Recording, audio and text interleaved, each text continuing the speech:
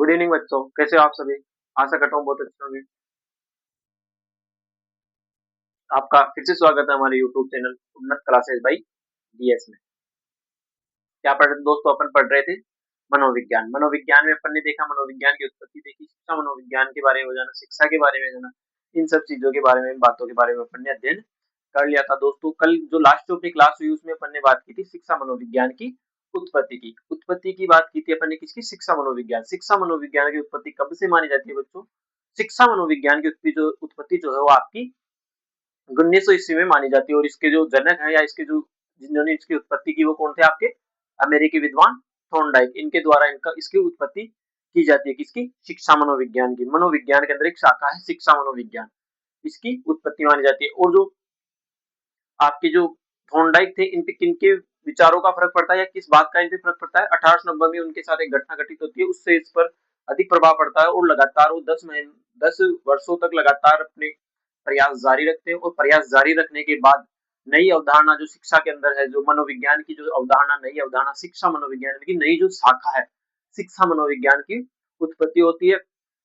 देखो, इन पे जो सबसे ज्यादा जो फर्क पड़ता है वो आपकी पिछली क्लास में अपन ने बात की थी। इन पे जो सबसे ज्यादा जो फर्क पड़ता है, जो फर्क पड़ा है वो किसका पड़ा? आपके जो एक विद्वान हुए प्रकृतिवादी विचारक कौन? रूसो। रूसो की एक पुस्तक थी एमाइल या एमिल, इसके उसका उस पर सबसे ज्यादा प्रभाव पड़ता है। किस पे? थॉर्नडाइक पे। और इसमें 3 कथन जो कहा गया था उसका सबसे ज्यादा इन पे प्रभाव पड़ता है। उसमें 3 कथन क्या क्या कहा गया था? पहला जो कथन था वो ये कहा गया था कि बालक एक पुस्तक के समान होता है, इसे शिक्षक को आद्योपांत पढ़ना चाहिए। एक तो विचार उनका ये था कि बालक एक पुस्तक के समान है, उसको आद्य पुस्तक के समान है और उस शिक्षक को उसे आद्योपांत पढ़ना चाहिए। पहली बात तो ये कही थी उन्होंने। दूसरी जो बात की थी, दूसरा जो मत कहा था उन्होंने, बालक और बालिकाओं के लिए भेदभाव की नीति का, यानी कि भेदभाव के अकॉर्डिंग उन्होंने बात की थी।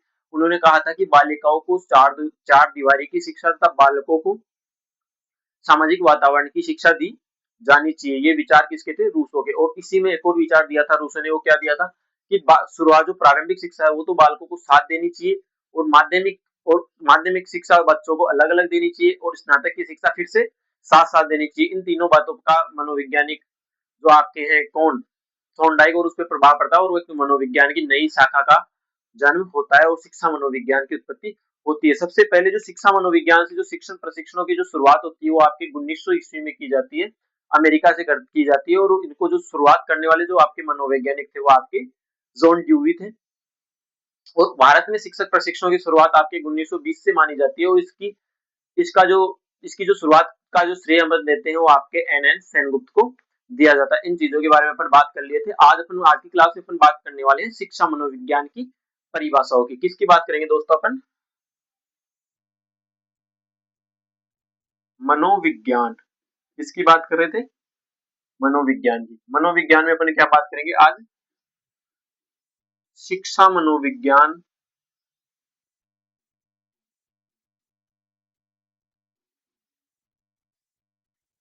की परिभाषाएं। दोस्तों आज अपन बात करने वाले हैं शिक्षा मनोविज्ञान की परिभाषाओं की। दोस्तों अलग अलग विद्वानों ने अलग अलग शिक्षा मनोविज्ञान की परिभाषाएं दी। तो जो मनोवैज्ञानिक है, अलग अलग जो मनोवैज्ञानिक उन्होंने अपने अनुसार अलग अलग जो शिक्षा मनोविज्ञान की वो परिभाषाएं दी, उन परिभाषाओं की अपन बात करते हैं। दोस्तों सबसे पहले अपन एक मनोवैज्ञानिक है जिनकी बात करेंगे। सबसे पहले जो अपन बात करने वाले वो आपके कोल्सनिक की बात करने वाले। कोल्सनिक ने शिक्षा मनोविज्ञान की परिभाषा किस प्रकार से दी? कोल्सनिक ने कहा कि जो शिक्षा मनोविज्ञान है, शिक्षा मनोविज्ञान मनोविज्ञान के प्रयोगों और सिद्धांतों का शिक्षा में प्रयोग, यानी कि मनोविज्ञान के जो भी सिद्धांत है, जो भी प्रयोग है, यानी कि मनोविज्ञान के जो भी सिद्धांत और जो भी प्रयोग है उन सबका किस में प्रयोग? शिक्षा में प्रयोग। तो कोल्सनिक ने क्या परिभाषा दी बच्चों? कोल्सनिक कोल्सनिक ने क्या परिभाषा दी? कोल्सनिक ने परिभाषा दी बच्चों की शिक्षा मनोविज्ञान के प्रयोगों एवं सिद्धांतों। दो शब्द याद रखने दोस्तों, प्रयोग और सिद्धांत। दो चीजों की अपन बात करने वाले। क्या बात करने वाले? प्रयोग और सिद्धांत। इनकी परिभाषा ये थी कि दोस्तों शिक्षा मनोविज्ञान के अंतर्गत मनोविज्ञान के प्रयोगों एवं सिद्धांतों का शिक्षा के क्षेत्र में जब उपयोग किया जाता है तो वो क्या हो जाता है? आपका मनोविज्ञान हो जाता है। उसके बाद अपन बात करते हैं अगली जो परिभाषा वो आपकी स्टीफन ने जो परिभाषा दी वो इस प्रकार दी थी बच्चों कि शिक्षा मनोविज्ञान शैक्षिक विकास का क्रमबद्ध अध्ययन करती है। शिक्षा मनोविज्ञान क्या करती है? शैक्षिक विकास का क्रमबद्ध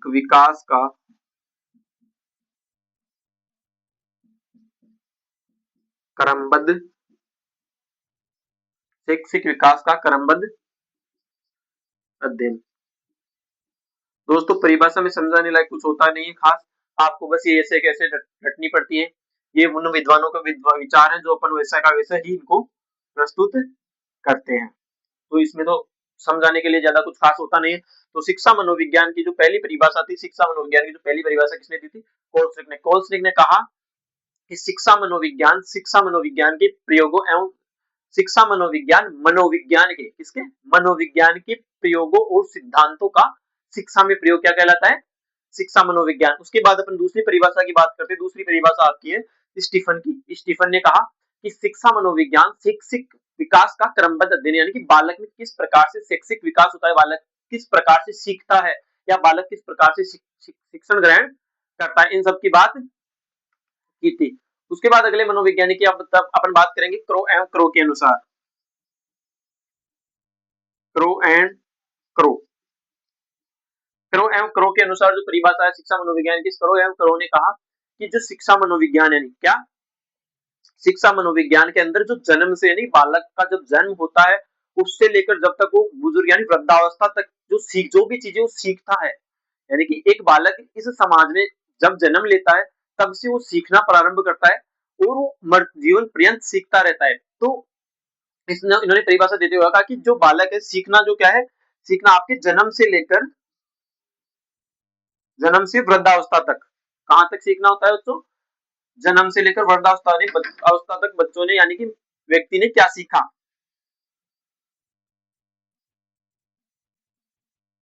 दो शब्द याद रखने हैं, जन्म और वृद्धावस्था। यानी कि एक बालक ने जन्म से लेकर वृद्धावस्था से जो भी कुछ सीखा, उन सब सीखने का जो वर्णन और व्याख्या की जाती है, उन सबको क्या कहते हैं? शिक्षा मनोविज्ञान कहते हैं। तो इनकी परिभाषा दोस्तों ऐसे दी गई है इन्होंने कि शिक्षा मनोविज्ञान जन्म से लेकर वृद्धावस्था तक सीखने का वर्णन एवं व्याख्या शैक्षिक व्यवहार का अध्ययन मनोविज्ञान है। यानी कि शैक्षिक व्यवहार का अध्ययन करती हुई मनोविज्ञान है। इनके बाद अपन बात करेंगे आगे दोस्तों। आगे जो अपन बात करने वाले हैं आपके स्किनर के अनुसार। स्किनर के अनुसार जो परिभाषा दी गई है, स्किनर ने मनोविज्ञान की एक परिभाषा दी, वो इस प्रकार से दी। स्किनर कहता है कि शिक्षण व अधिगम, दो शब्द लेते हैं शिक्षा मनोविज्ञान के लिए। किसकी बात करें अपन? स्किनर की। स्किनर दो शब्द यूज लेते हैं। दो शब्द कौन कौन से? एक तो शिक्षण और एक अधिगम, जिसमें अपन ने बात की थी शिक्षण की, शिक्षा की अपन ने बात कर ली। अपन अधिगम की बात आगे करेंगे। शिक्षण व अधिगम,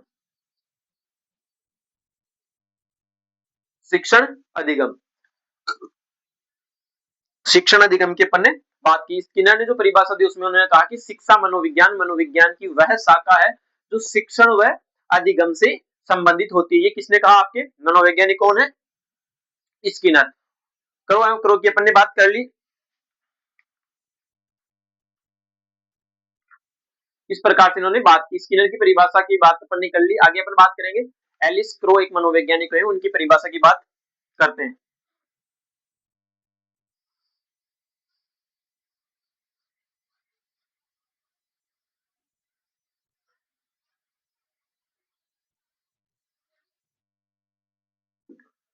अगले मनोवैज्ञानिक आपके एलिस क्रो।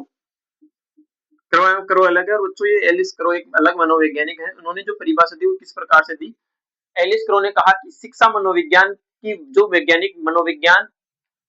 शिक्षा मनोविज्ञान वैज्ञानिक विधि से प्राप्त किए मानव सिद्धांतों का प्रयोग प्रस्तुत करता है जो शिक्षण अधिगम को प्रभावित करता है। इनका मानना है कि जो भी एक शिक्षा मनोविज्ञान एक वैज्ञानिक विधि है जिस प्रकार से मानव अपने सिद्धांतों का प्रयोग प्रस्तुत करता है, कोई भी मानव कोई नया प्रयोग करता है और वो प्रस्तुत करता है, वो शिक्षण अधिगम को प्रभावित करता है, आपकी जो सीखने की प्रक्रिया है उसको प्रभावित करता है। उन्होंने कहा कि शिक्षा मनोवैज्ञानिक एक वैज्ञानिक विधि है, यानी एक वैज्ञानिक शाखा है, यानी कि एक वैज्ञानिक मत है। इसमें से आप मानव ने जो भी अनुभव या जो भी सिद्धांत बनाए हैं उनका जो प्रयोग वो जब प्रस्तुत करेगा, यानी कि आपको किसी सिद्धांत के प्रयोग के बारे में बताएगा और उस सिद्धांत से आपके शिक्षण अधिगम यानी आपका जो अधिगम है आपने जहां तक सीख रखा उसमें जो परिवर्तन आएगा वही क्या कहलाता है? आपके शिक्षा मनोविज्ञान। तो दोस्तों एलिस क्रो की परिभाषा लिखो। शिक्षा मनोवैज्ञानिक, शिक्षा मनोविज्ञान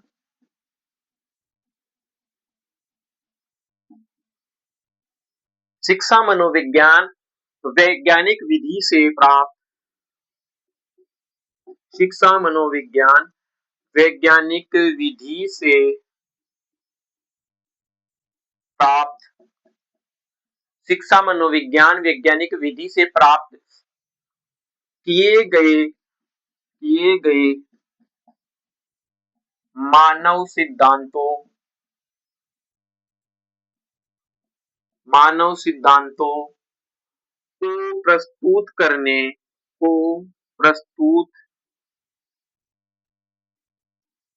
करने, मानव सिद्धांतों को प्रस्तुत करने या मानव सिद्धांतों के प्रयोगों को प्रस्तुत करने,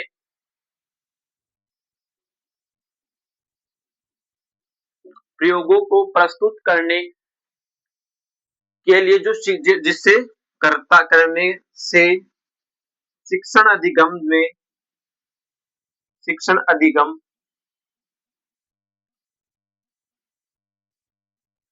को प्रभावित करते हैं,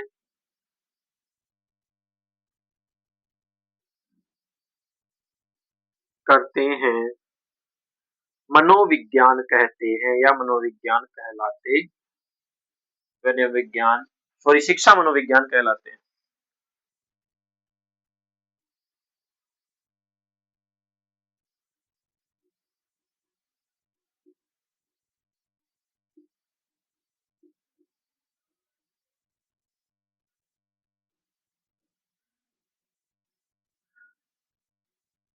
यानी कि इस परिभाषा से, शिक्षा मनोविज्ञान की इस परिभाषा से एलिस क्रो है, एलिस क्रो नामक जो विद्वान है, उन्होंने कहा कि शिक्षा मनोविज्ञान वैज्ञानिक विधि से जो भी अनुभव प्राप्त किए जाते हैं, जो भी शिक्षा सिद्धांत प्राप्त किए जाते हैं, उनको जो प्रस्तुत करता है और वो आपके शिक्षण अधिगम को प्रभावित करते हैं, तो वो क्या, वही क्या होती है, आपके मनोविज्ञान होती है। उसके बाद अपन बात करने वाले हैं करो एवं करो की परिभाषा की अपन ने बात कर ली। अब बात करेंगे अपन एक और परिभाषा, आपके शिक्षण की एक परिभाषा है, वो पील महोदय की परिभाषा की बात करेंगे अपन। एलिस क्रो की होगी आपके पील महोदय। पील महोदय ने बहुत ही छोटी सी परिभाषा दी है और जो इनकी परिभाषा है वो आपके गणित विषय के स्कूल प्राध्यापक परीक्षा में 2016 के अंदर आया हुआ है। किसके अनुसार, मतलब किसकी परिभाषा है, पील महोदय, पील महोदय। पील महोदय ने क्या कहा, पील महोदय ने कहा कि शिक्षा मनोविज्ञान शिक्षा का विज्ञान है। शिक्षा मनोविज्ञान बहुत छोटी परिभाषा है बच्चों। शिक्षा मनोविज्ञान शिक्षा का विज्ञान है। शिक्षा मनोविज्ञान शिक्षा का विज्ञान है, ये किसने कहा, पील महोदय ने। और इसकी इस परिभाषा से एक प्रश्न आया था आपके गणित के जो प्राध्यापक, स्कूल प्राध्यापक की जो परीक्षा थी गणित विषय की, स्कूल प्राध्यापक की परीक्षा 2016 में, इससे संबंधित इनका प्रश्न आया था। इसमें प्रश्न आया था, प्रश्न में आपके था कि किसके अनुसार शिक्षा मनोविज्ञान शिक्षा का विज्ञान है, ऐसा एक प्रश्न आया था आपके। तो इसका आपका जवाब क्या था, पील महोदय। ठीक है, आगे अपन बात करते हैं सारे और टेलफोर्ड की परिभाषा की बात। मनोवैज्ञानिक किसकी बात करेंगे तो सौरे और टेलफोर्ड, छोटी छोटी परिभाषाएं हैं, सारे व टेलफोर्ड, सारे व टेलफोर्ड, सारे व टेलफोर्ड की परिभाषा की बात करते हैं। इन्होंने कहा कि शिक्षा मनोविज्ञान जो है वो आपके मुख्य रूप से इसका इसका जो संबंध है वो आपके सीखने से, यानी कि शिक्षा मनोविज्ञान क्या होता है, शिक्षा मनोविज्ञान का संबंध, शिक्षा मनोविज्ञान, शिक्षा मनोविज्ञान का संबंध, शिक्षा मनोविज्ञान का संबंध सीखने से है।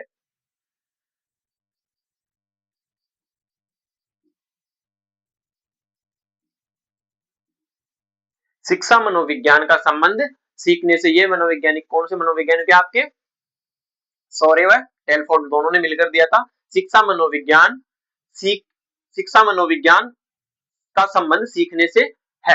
ये परिभाषा किसने दी? आपके सारे व टेलफोर्ड ने। उसके बाद अपन मनोवैज्ञानिक बात करते हैं। अगले जो मनोवैज्ञानिक आपके ट्रॉप।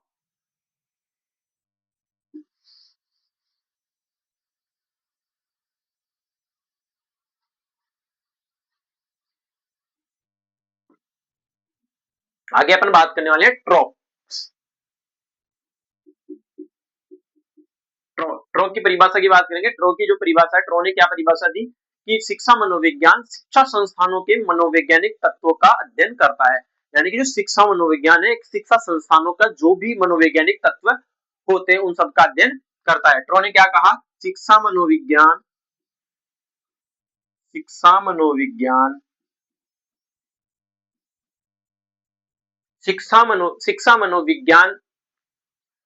शिक्षा मनोविज्ञान शिक्षा संस्थानों के शिक्षा मनोविज्ञान शिक्षा संस्थानों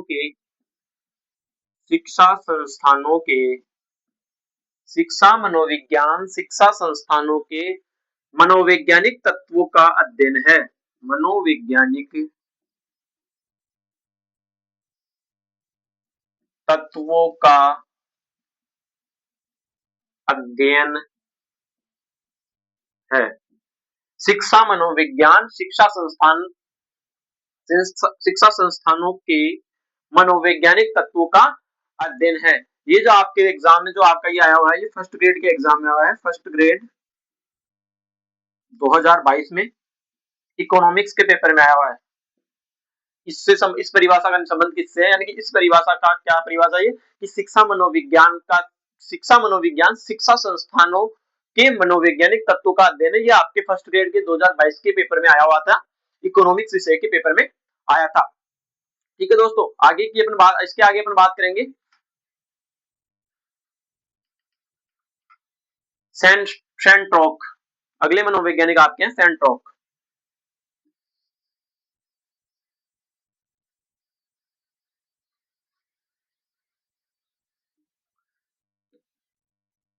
अगले मनोवैज्ञानिक की अपन बात करने वाले हैं सेंट्रोक। इसकी परिभाषा की बात करेंगे अपन सेंट्रोक की। सेंट्रोक ने क्या परिभाषा दी? सेंट्रोक ने परिभाषा देते हुए कहा, सेंट्रोक ने अपनी परिभाषा में कहा कि जो शिक्षा मनोविज्ञान की वह शाखा है जो शैक्षिक परिस्थितियों में शिक्षण व अधिगम के बोध को भिन्नता दिखलाता है। यानी कि जो भी शिक्षण व अधिगम में भिन्नता है उनके बारे में बताता है। कौन? आपका शैक्षिक मनोविज्ञान यानी शिक्षा मनोविज्ञान। तो उन्होंने क्या कहा दोस्तों? सेंट्रोक की परिभाषा इस प्रकार से,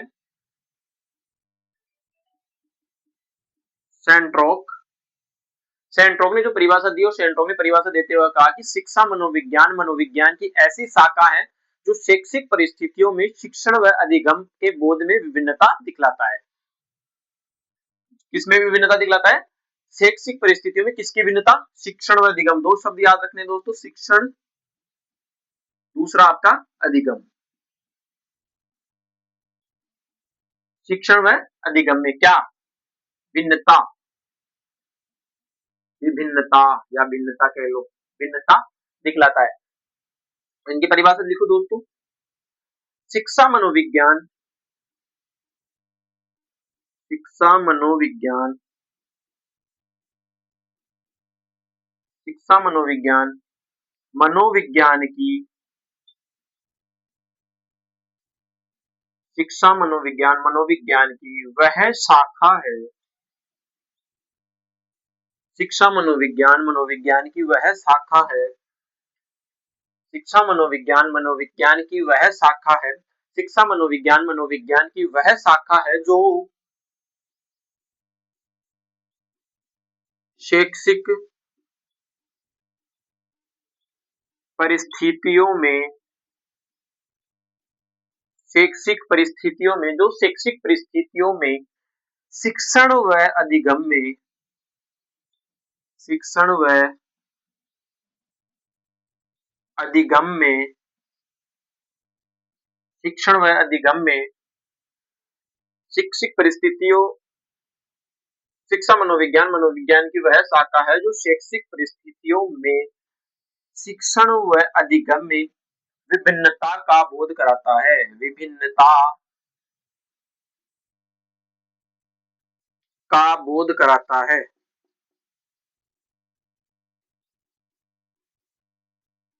का बोध कराता है। तो दोस्तों इस प्रकार से अपन ने बात की आज मनोविज्ञान की परिभाषाओं की। क्या क्या बात करी दोस्तों आज की? अपन ने बात करी आज की क्लास में कि मनोविज्ञान किस प्रकार से अलग अलग शाखाएं और मनोविज्ञान में क्या क्या शाखाएं, मनोविज्ञान की कौन कौन सी परिभाषाएं किस किस मनोवैज्ञानिक की थी।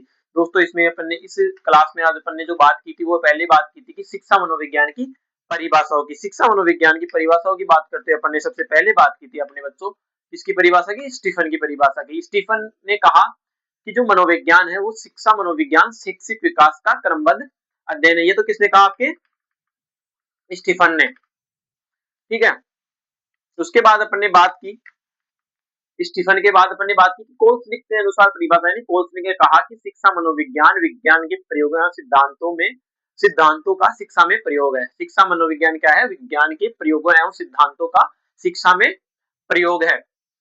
उसके बाद अपन ने बात की दोस्तों स्किनर की बात की। स्किनर ने जो परिभाषा दी उस प्रकार से दी कि शिक्षा मनोविज्ञान की वह शाखा है जो शिक्षण व अधिगम से संबंधित है। उसके बाद अपन ने बात की थी क्रो एवं क्रो की परिभाषा की। क्रो ने परिभाषा देते हुए कहा कि शिक्षा मनोविज्ञान व्यक्ति के जन्म से लेकर वृद्धावस्था तक के सीखने के अनुभव का वर्णन और व्याख्या करता है। इन चीजों के बारे में दोस्तों अपन ने बात की और उसके बाद अपन ने अन्य बात में अपन ने देखा कि उसके बाद अपन बात कर रहे थे एक बात की अपन ने सैंस्ट्रोक की। सैंस्ट्रोक ने क्या परिभाषा दी कि शिक्षा मनोविज्ञान की ऐसी शाखा है जो शैक्षिक परिस्थितियों में शिक्षण व अधिगम के बोध में भिन्नता दिखलाता है। पहली परिभाषा एक परिभाषा की अपन ने ये बात की। उसके बाद साथ ही अपन ने एक और बात की थी, साथ में बात की अपन ने एलिस क्रो की परिभाषा की। एलिस क्रो ने परिभाषा देते हुए कहा कि शिक्षा मनोविज्ञान वैज्ञानिक विधियों से प्राप्त किए गए सिद्धांतों के प्रयोगों को प्रस्तुत करता है जो शिक्षण अधिगम को प्रभावित करते हैं। उसके बाद अपन ने बात की दोस्तों क्रो एवं क्रो की परिभाषा की। क्रो ने परिभाषा देते हुए लिखा कि शिक्षा मनोविज्ञान, इसके बारे में अपन ने पहले ऑलरेडी बात कर ली। उसके बाद अपन ने बात की थी दोस्तों पिल महोदय की। पिल महोदय ने कहा कि शिक्षा मनोविज्ञान शिक्षा का विज्ञान है। शिक्षा मनोविज्ञान क्या है? शिक्षा का विज्ञान है। उसके बाद अपन ने बात की शिक्षा मनोविज्ञान के लिए अगली जो परिभाषा थी वो थी आपकी सॉरे व टेलफोर्ड की। सॉरे व टेलफोर्ड ने क्या परिभाषा दी? सारे वो टेलफोर्ड ने परिभाषा देते हुए कहा कि शिक्षा मनोविज्ञान का मुख्य संबंध सीखने से, यानी कि सीखना ही क्या है? शिक्षा मनोविज्ञान है। उसके बाद में अपन ने बात की दोस्तों ट्रो की। ट्रो ने क्या कहा कि शिक्षा मनोविज्ञान शिक्षा संस्थानों के मनोवैज्ञानिक तत्वों का अध्ययन करता है, यानी कि शिक्षा मनोवैज्ञानिक इसका अध्ययन किया जाता है जो भी मनोवैज्ञानिक तत्व होते हैं उनका अध्ययन किया जाता है। ठीक है दोस्तों, आज की क्लास में इतना ही। आशा करता हूँ आपको मेरी क्लास बहुत अच्छी लगी होगी। मेरी क्लास अगर आपको अच्छी लगी हो तो इसको लाइक शेयर एवं सब्सक्राइब करें और हमारे चैनल को सब्सक्राइब करना ना भूलें। धन्यवाद। आपका दिन शुभ हो।